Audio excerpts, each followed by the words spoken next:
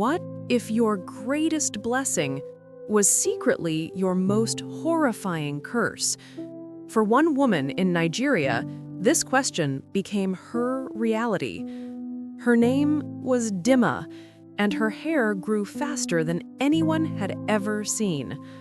What started as a source of pride soon became a terrifying, unstoppable force. By the time she was 19, her hair already touched the ground. Just a month later, it was dragging behind her like a heavy, suffocating rope. In her small town, where everyone noticed everything, the whispers began. At first, they were words of awe, but soon they twisted into something much darker. Dimma's hair just wouldn't stop. She would cut it every week, but it always grew back twice as long, a relentless tide she couldn't hold back. The physical toll was immense. The sheer weight of it sent constant shooting pains down her back. It became an anchor she could never unchain. Her home, once a sanctuary, became a prison filled with her own hair. It snaked through rooms, tangled around furniture, and clogged every drain.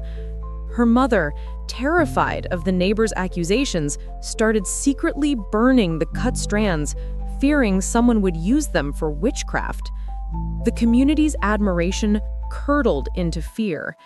People would cross the street to avoid her. Children who once tugged her hair in awe now shouted names, calling her a spirit. The situation grew so dire that doctors were forced to shave her head completely, leaving her scalp raw and sore.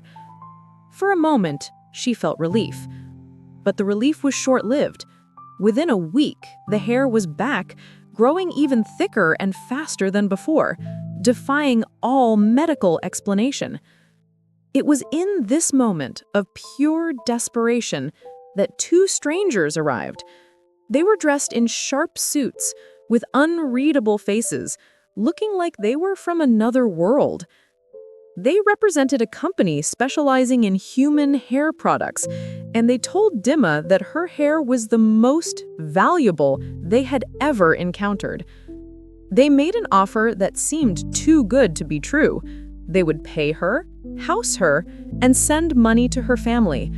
But they sealed the deal with a single powerful promise: a cure. They claimed that after 2 years of working for them, they could stop the growth forever. Her family, seeing a way out of the nightmare, pressured her to accept. After doctors in China confirmed a cure was possible, Dimma finally signed the contract. Life changed in an instant. She was moved into a luxury apartment, and her family received more money than they had ever seen. Every week, workers came to harvest her hair, carrying away bundles that made the company a fortune. Dimma was rich, but she was also in constant pain. As months turned into a year, the medication she was given grew weaker. The blinding headaches returned stronger than ever. Her new life was nothing more than a golden cage. She was surrounded by wealth, but she was trapped, counting down the seconds until her contract ended. Finally, the 2 years were over. Dimma walked into the director's office, her heart pounding with the hope of freedom. She demanded the cure she was promised. The director just leaned back in his chair and smiled. He told her the cure exists, but she wasn't getting it. Not yet. He said they needed her for at least 1 more year. The devastating truth hit her like a physical blow. The company never planned to let her go. The cure was always just a tool to control her. She wasn't an employee. She was raw material. Her purpose was to produce, and ending her condition would end their profits. Her world collapsed. Her phone was confiscated, and the promise of treatment was replaced with painkillers, doled out by a nurse who watched her every move. Her luxury apartment was transformed into a high-security prison. Guards shadowed her constantly, and the weekly harvests felt more like a violation each time. Her health deteriorated rapidly. The headaches became unbearable, and she was eventually moved to a private hospital ward under constant guard. She knew she was running out of time. She didn't have another year. She barely had weeks. She started watching everything, planning her escape. One afternoon, as a doctor finished his checks, Dimma unleashed a desperate scream. As the guard rushed in, she made her move. In a blur of motion, she snatched the gun from the guard's hip, the cold metal, a shocking weight in her hand. She pointed it at both the doctor and the guard. With the weapon held steady, she forced them to the secured office across the hall.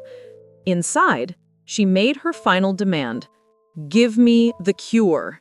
Now." With trembling hands, the doctor handed her the vial. She drank it all, her eyes never leaving them. The world immediately began to spin, and she collapsed into darkness.